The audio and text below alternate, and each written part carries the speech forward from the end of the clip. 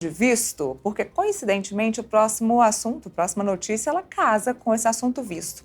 Vamos falar a respeito de liberação de entradas de norte-americanos, de pessoas dos Estados Unidos, cidadãos dos Estados Unidos, aqui no Brasil.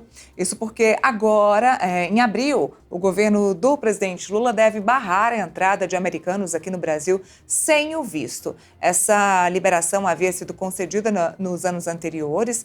Houve até um problema aí na época do governo do ex-presidente Jair Bolsonaro, mas isso deve ser barrado agora. Bom, mas eu tô aqui com o Marcelo Góes. O Marcelo já me escuta? Escuto.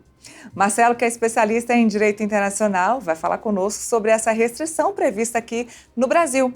Marcelo, muito boa tarde. Obrigada pela participação aqui com a gente no Boletim. Boa tarde, eu que agradeço. Olha, vamos lá. A gente tem, então, uma suspensão prevista, suspensão não, então uma negativa prevista do governo Lula para essa entrada, essa exigência de visto para turistas dos Estados Unidos, Canadá, Austrália e Japão.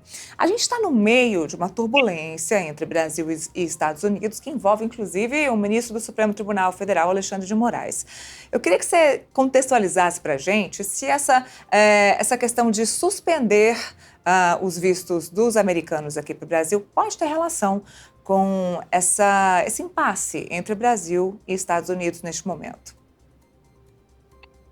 Olha, pode ser que sim, pode ser que não, mas o que a gente percebe é que há algum tempo o governo brasileiro já tinha anunciado que reverteria aquela política da época do governo Bolsonaro, no sentido de flexibilizar a entrada de americanos, australianos, etc., no Brasil. Isso é uma questão da chamada reciprocidade diplomática. Então, normalmente, um país que abre mão de um visto para poder entrar num país, né, o outro país, por questão de reciprocidade, também abre. Mas a gente sabe que existe uma procura muito grande de brasileiros que querem ir para os Estados Unidos, independentemente de ter vistos ou não, né? Isso gera muita receita para o governo americano, né, para a economia americana, né? E não tem tanto americano que queira vir para o Brasil na mesma proporção como os brasileiros querem ir para lá. O americano, ele tem uma cultura de se às vezes ele tem que tirar um passaporte, não é nem buscar um visto, tá? Se ele tem que tirar um passaporte, ele prefere ir para um lugar que ele não precisa nem ter passaporte para viajar, né? Então, na prática, isso pode representar uma queda substancial de turistas americanos entrando em território brasileiro, né? Ou seja, isso já prejudica a área de turismo, prejudica uma parcela aí da economia do Brasil. Mas a minha pergunta para você também isso pode afetar de alguma outra forma essa questão da reciprocidade e da entrada dos americanos aqui no Brasil, o bloqueio, né, desses vistos, isso pode afetar mais, pode ser ainda mais uma chama nessa fogueira aí desse momento entre Brasil e Estados Unidos?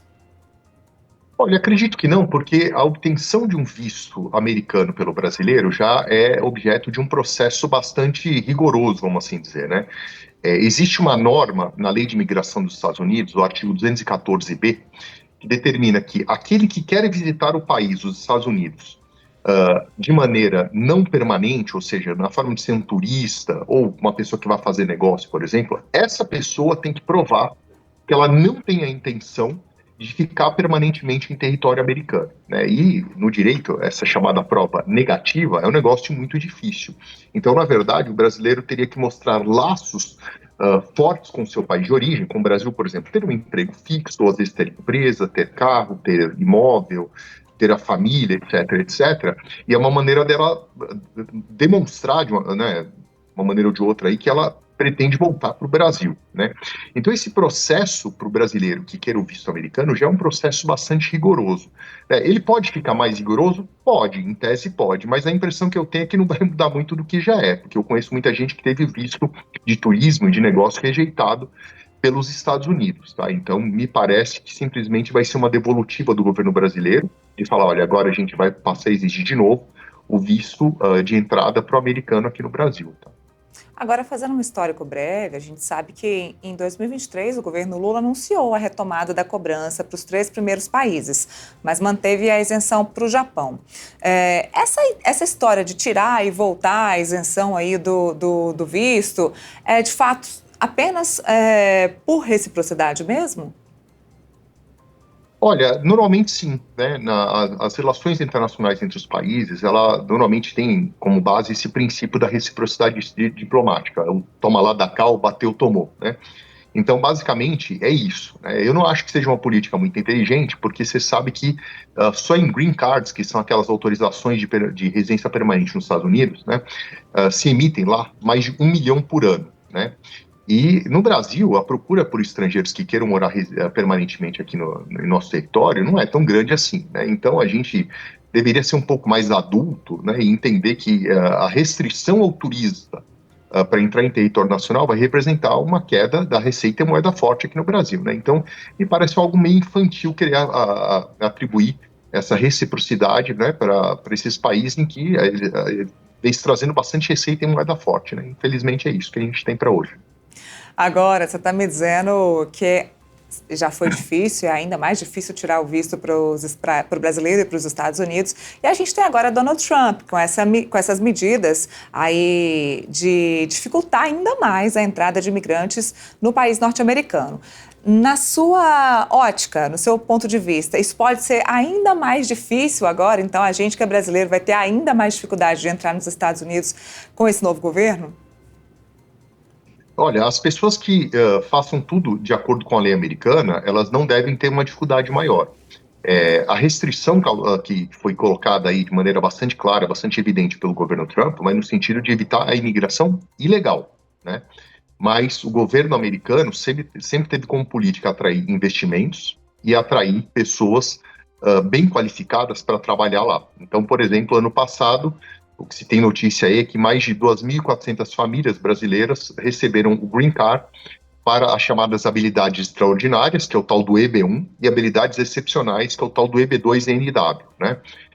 Então, essas pessoas bem qualificadas, elas sempre são bem-vindas no território americano, né? Então, o que o governo Trump ele quer repudiar, quer evitar, é a imigração ilegal. Me parece que as pessoas bem qualificadas, que gerem emprego, levem riqueza e façam a economia americana funcionar bem, essas pessoas vão sempre ser bem-vindas, tá?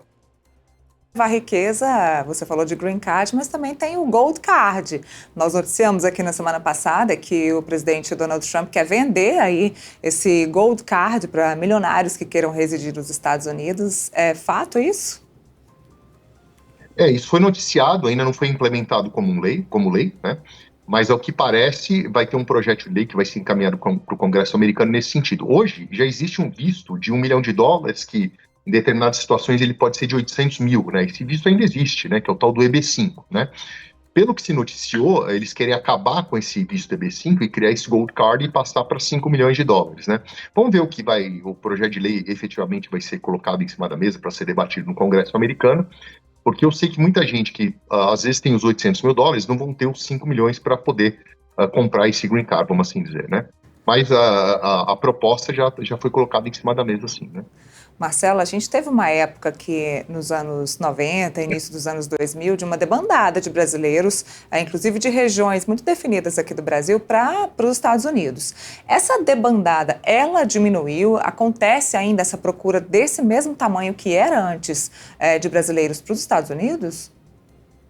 Sim, existe uma leva de imigrantes legais e ilegais que vêm dessas regiões, né? Ao que me parece, né, a imigração ilegal deve reduzir agora, porque as pessoas não vão ter vida fácil, pelo menos enquanto o presidente Trump se mantiver no seu segundo mandato aí, né? Então, ao que parece, eles não vão ter vida fácil, não, tá? Então, isso deve restringir sobremaneira, né, a ida de brasileiros ilegais e a permanência, né, ilegal de brasileiros lá, né? Agora, aqueles que tiverem um procedimento normal, de acordo com a lei americana, etc., esses vão ter uma vida normal, tá? Maravilha, então quem quiser ir passear nos Estados Unidos é só comprovar que não quer morar, que não quer trabalhar, a não ser que tenha aí as suas habilidades especiais. Marcelo Godke, especialista em Direito Internacional, conversou com a gente nessa tarde. Muito obrigada pela participação. Muito obrigado, um grande abraço.